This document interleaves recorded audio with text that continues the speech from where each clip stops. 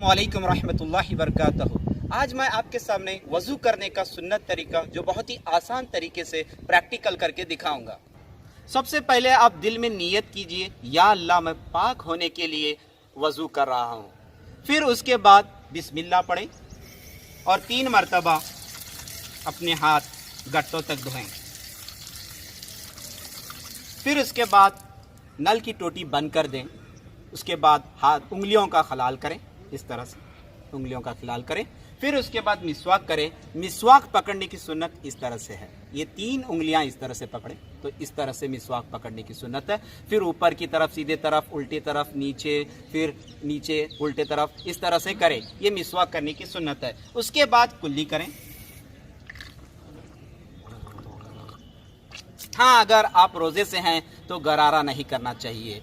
उसके बाद इसी तरह से ये 3 मरतबा कुल्ली करें। उसके बाद फिर नाक में पानी चढ़ाएं, चुल्लू भर के ले लें, थोड़ा सा ले लें पानी, नाक में पानी चढ़ाएं। यहाँ तक पानी चढ़ना ज़रूरी है। और उल्टे हाथ से नाक साफ करें, इस तरह से, और छोटी उंगली से नाक साफ करें। ऐसा 3 मरतबा करें। फिर उसके बाद चेहरा धोएं। चेहरा की मिकदार इस तरह से है, यहाँ से यहाँ तक, और एक कान की लो से लेकर दूसरे कान की लो तक। इस तरह से मैं आपको 1 मरतबा धोकर दिखाता हूं।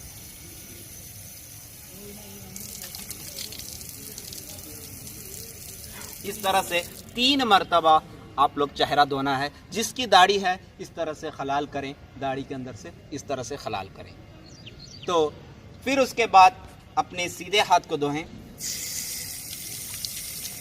3 मरतबा धोएं। फिर उल्टे हाथ को धोएं।